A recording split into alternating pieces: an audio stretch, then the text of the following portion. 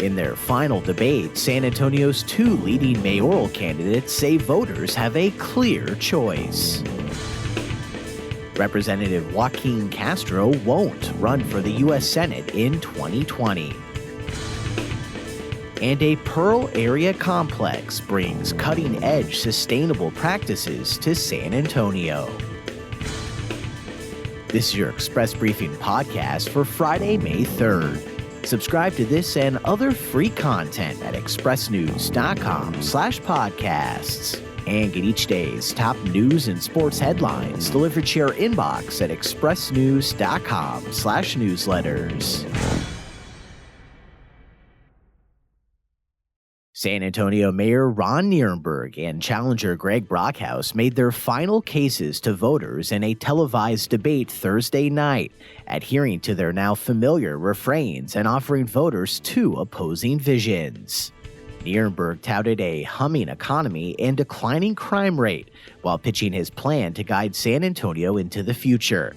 But Brockhouse railed against that plan and pledged a back-to-basics government that would bridge what he called the gap between City Hall and neighborhoods.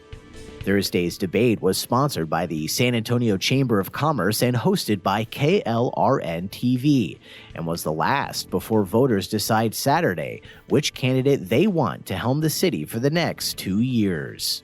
Saturday, voters will also select San Antonio council members and school board officials, with residents in smaller Bexar County cities voting for their respective city councils.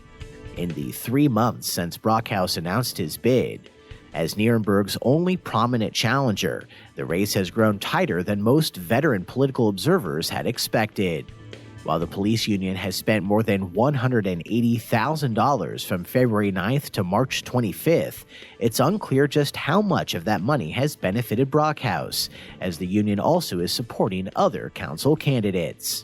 For its part, the fire union has said it's foregoing council races to concentrate exclusively on electing Brockhouse as mayor, spending more than $38,000 during that same time span, along with firefighters campaigning for Brockhouse at most early voting polling sites.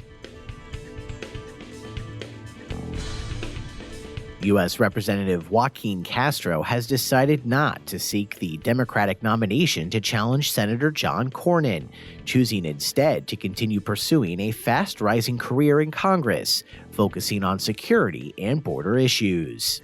Democrats are vying to challenge Cornyn, a 67-year-old three-term senator who's risen to the number 2 post in Senate GOP leadership and twice led Republican National Senatorial Committee efforts to select members of his party. Castro's decision to stay out of the race could pave the way for a contest in 2020 between Cornyn and Mary Jennings Hagar, an Afghanistan war veteran who ran a strong but losing race for Congress last year and declared her new candidacy last week. 44-year-old Joaquin Castro announced his decision to stay out of the race in an interview with Hearst Newspapers, the owner of the Express News. Castro says he's going to focus on his work in the House of Representatives, and if he were to run for another office, it would likely be something that would take him back home to Texas. Castro is the twin brother of Julian Castro, a former San Antonio mayor and Housing and Urban Development Secretary, who is running for the Democrats' 2020 presidential nomination. The identical twins act as chief political strategists to one another, and Joaquin has the title of chairman in his brother's quest for the White House. In opting to remain in his safe House seat, the 4-term House veteran can keep alive the potential of soon winning a House leadership spot, and perhaps even becoming the first Latino to rise to House Speaker. Civil rights groups have asked a 3-judge panel in San Antonio to force Texas to submit its election maps to federal supervision for the next decade in order to make sure they don't discriminate against minorities. But lawyers for the state urged the judges to deny the motion, saying the plaintiffs failed to meet the requirements for such a request.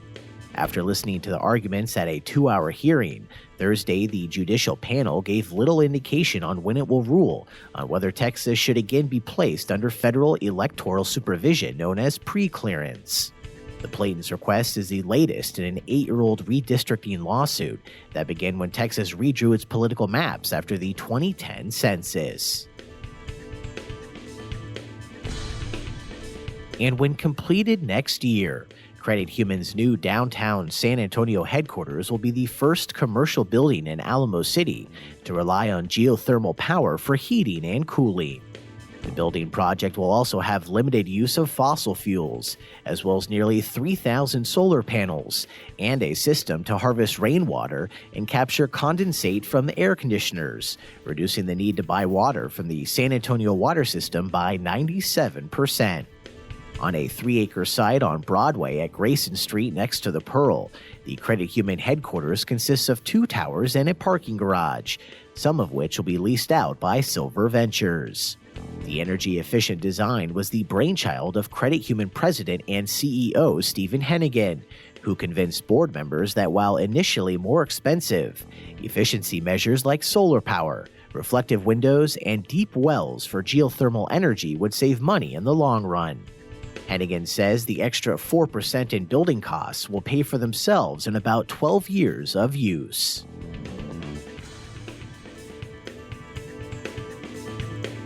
And that's your daily San Antonio Express briefing for Friday, May 3rd. Subscribe to this and other free content at expressnews.com/podcasts.